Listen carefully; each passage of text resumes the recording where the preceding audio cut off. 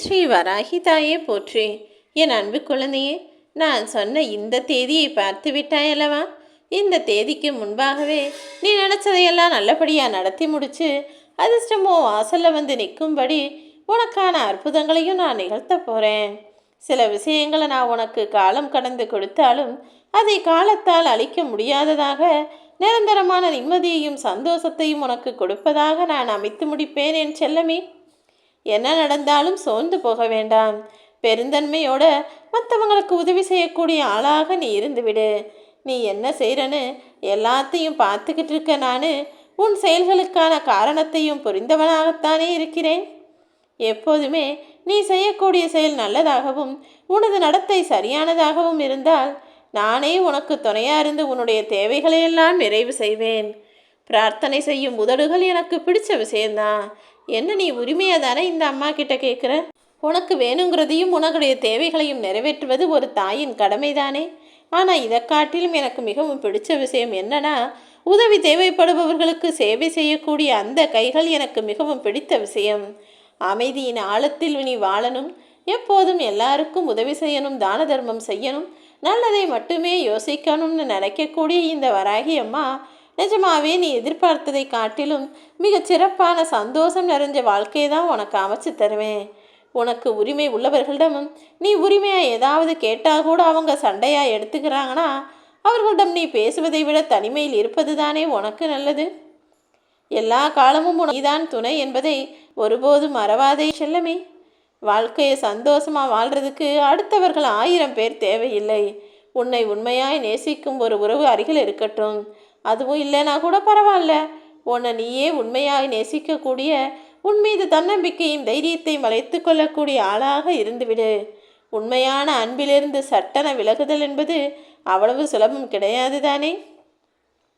உன்கிட்ட நல்லா பழகுனாங்க ஒருத்தவங்க, நல்லா பேசினா உரிமையாக பேசின பழகுன ஆள் ஒருத்தவங்க உன்கிட்ட இருந்து சுலபமாக விலகி போனாங்க. அதுக்கப்புறம் உன்கிட்ட பேசுகிறதே இல்லைன்னா அவங்களுடைய அன்பு எப்படி உண்மையானதாக இருக்க முடியும்? அமைதியாய் பொறுமையாய் காத்திரியேன் செல்லமே. எவ்வளவு கஷ்டம் வந்தாலும் என்ன பிரச்சனை வந்தாலும் அதிலிருந்து நான் உன்னை மீட்டெடுப்பேன். நீ அமைதியாக பொறுமையாக இருந்தாலே அதை விட சந்தோஷம் வேறு எதுவுமே உனக்கு இருக்காது. 100 பேர் சொந்தம் இருக்கலாம், ஆனால் உனக்கு ஒரு கஷ்டம்னு வரும்போது தானே அந்த சொந்தத்தில் யார் உனக்குன்னு வந்து நிற்கிறாங்கன்ற உண்மை புரிய வரும். உன்னுடைய உண்மையான நல்ல மனசை, எல்லாருக்கும் நல்லது செய்யக்கூடிய நல்ல மனசை காயப்படுத்துபவர்கள் யாராக இருந்தாலும் அவர்கள் நிச்சயமாக அழிவை சந்திப்பார்கள். உன்னை புரிந்து கொள்ளாத எதுவும் உன்னுடன் நிலைப்பதில்லை என் செல்லமே. அதே நேரத்தில் உன்னை புரிந்து கொண்ட எதுவும் உன்னை விட்டு விலகி போகவும் நான் விடமாட்டேன். வாழ்க்கை என்பது வேடிக்கையானது தானே. மனுஷன் பிறக்கும்போது ஒன்றுமில்லாமல் வந்து அது வாங்கணும், இதை வாங்கணும், அதை கஷ்டப்பட்டு சம்பாதிக்கணும், இதை சம்பாதிக்கணும்னு போராடி போராடி வாழ்ந்து கடைசியில் வெறுங்கையோடு தான் இந்த உலகத்தை விட்டு போக போகிறான். சம்பாதிச்சதை யாருக்கு கொடுக்க போகிறான்? அவங்க தலைமுறை மட்டும் இந்த உலகத்தில் காலத்துக்கும் 1000 வருஷத்துக்கும் வாழ போகிறாங்களா? எல்லா மனிதர்களும் பிறக்கும் போதே அவர்களுக்கான இறப்பிற்கான நாளும் குறிக்கப்பட்டு விடுகிறது. எனது அன்பு பிள்ளையே, இந்த உண்மையை எப்போதும் தெரிஞ்சுக்கோ. அதுக்காக நீ சம்பாதிக்கக்கூடாது, சேர்த்து வைக்கக்கூடாதுன்னு நான் சொல்லலை. அளவுக்கு அதிகமாக ஆசைப்படுறதும் பேராசைப்படுவதும் வேண்டாம். எது தேவையோ அதுக்கான வேலைகளை செஞ்சால் போதும்னு சொல்கிறேன். உன்னை அவமானப்படுத்துபவர்கள் யாராக இருந்தாலும் அவர்கள் கண் முன்னால் ஜெயித்து காட்டாமல் நீ இருந்து விடாதே என் செல்லமே. அவமானம் கண்ட இடத்தில் உனக்கான அடையாளத்தை நீ பதிவு செய்வதுதான் உனக்கான வெற்றி. ஒருத்தர் ஒரு இடத்துல உன்னை மதிக்காமல் விட்டுட்டாங்க, உன்னை ஒதுக்கி வச்சாங்க, அவமரியாதை செஞ்சாங்கன்னா அதை அப்படியே அந்த நேரத்தில் விட்டுட்டு மனசை இலகுவாக வச்சுக்கோ. ஆனால் ஒருபோதும் அதை நீ மனசின் ஆழத்தில் இருந்து மறந்து விட வேண்டாம். அவங்க கண்ணு முன்னால் ஜெயிச்சு காட்டணுன்ற அந்த வைராக்கியம் ஓ மனசின் அடி ஆழத்தில் ஓடிக்கொண்டே இருக்கட்டும். அதற்குண்டான வேலைகளை செஞ்சு முன்னேறி ஜெயிச்சு காட்டி அவங்களே உன்னை தேடி தேடி வந்து பேசும்படியும் உன் காலடியில் விழுந்து கிடக்கும்படியும் நீ ஜெயித்து காட்ட வேண்டுமென் செல்லமே. எந்த ஒரு விஷயத்தை செய்ய தொடங்கும் போதும் நல்லா யோசித்து செய்ய ஆரம்பி. நீ செய்யும்போது உனக்கு சரி வராது, உனக்கு தெரியாது, உனக்கு ஒத்து வராதுன்னு 1000 பேர் உன்னை பயமுறுத்துவாங்க.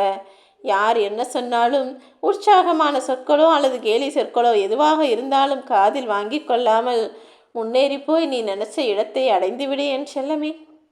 இந்த உலகத்தில் நீ யாரையும் நம்ப வேணாம். ஏன்னா தேவையில்லாமல் இங்கு யாரும் பழகுவது கிடையாது என்பதுதான் மறுக்க முடியாத நிதர்சனமான உண்மை. பூமியில் மனிதர்களுக்கு துணையாக இருப்பது காசு பணம் இல்லை என் செல்லமே, அவங்கவங்க செஞ்ச புண்ணியம்தான். ஏன்னா நீயே நல்லா யோசிச்சு பாரு, கோடி கோடியாக சொத்து சேர்த்து சம்பாதிச்சு வச்சுருப்பாங்க. ஆனால் அவங்க ஏதாவது ஒரு நோய் நொடி வந்து இறந்து போயிட்டாங்கன்னா சம்பாதிச்சதெல்லாம் வீண்டானே? அந்த காசு பணம் அவங்கள காப்பாத்துச்சா? நிச்சயமாக கிடையாது.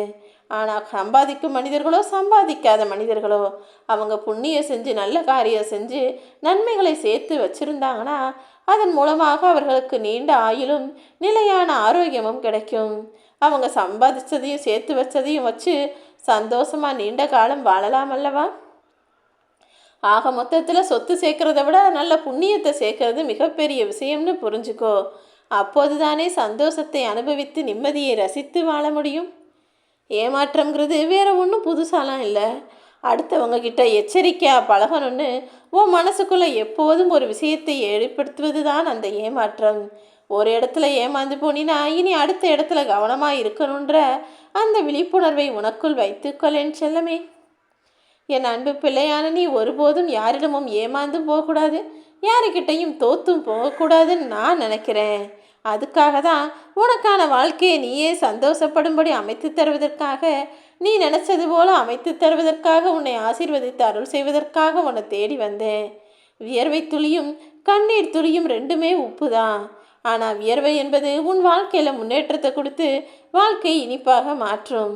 நீ விட்ட கண்ணீர் என்பது இந்த வராகி அம்மாவின் மனசை கரைச்சி உருக்கி உனக்கான நல்லது நடக்கும்படி உன் வாழ்க்கையை இனிமையானதாக நிச்சயமாக மாற்றுமேன் செல்லமே. நீ ஒரு விஷயத்தை யோசிச்சிருக்கியா? இந்த நாய்ங்கிறது எவ்வளவு நன்றி உணர்ச்சியோடு இருக்குது. ஆனால் அது ரொம்ப வருஷமாக மனிதர்களோட கலந்து பழகிட்டே இருக்குது. அப்படியும் கூட அதுக்கு நன்றி இருக்குன்றதை பார்க்கும்போது கொஞ்சம் அதிசயமாக தான் இருக்கிறது அல்லவா? மனிதர்களும் முன்பெல்லாம் நட்பு வட்டாரம் உறவுகள் சுற்றம் சூழம்னு ரொம்ப அன்பாக பாசமாக இனிமையாக நன்றியுணர்வு கொண்டவர்களாக யாராவது ஒரு உதவி செஞ்சால் அதுக்கு பல மடங்காக திரும்ப உதவி செய்யக்கூடியவர்களாக தான் இருந்தாங்க.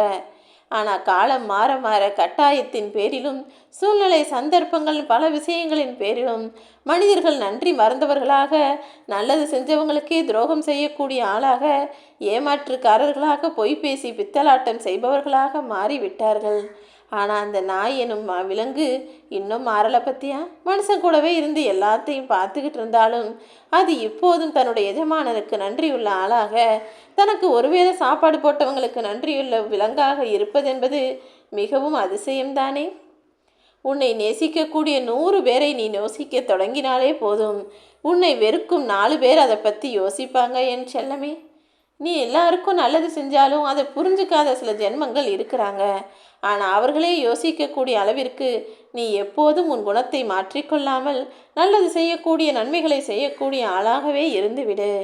நான் தனியாக நடக்கிறனே, இதில் எனக்கு கஷ்டம் வராதான்னு நீ யோசிக்க வேண்டாம். நீ தனியால் கிடையாது என் செல்லமே. இந்த வராகியம்மா நீ செய்யக்கூடிய எல்லா விஷயங்களையும் பார்த்துக்கிட்டும் உனக்கான நல்லது செய்யக்கூடிய வேலைகளை செஞ்சுக்கிட்டும் தான் இருக்கேன். நடுவழியில் உன்னை விட்டு எந்த மனிதர் விலகி போனாலும் கூட உன்னோடு கூடவே வந்து பயணிப்பதற்கு, உன் வாழ்வில் உனக்கு துணையாய் இருப்பதற்கு நான் தயாராகத்தான் இருக்கிறேன். எப்போவுமே நான் உனக்கு பல விஷயங்களை சொல்கிறேன், அதை கேட்டு நடந்துக்க முயற்சி செய்.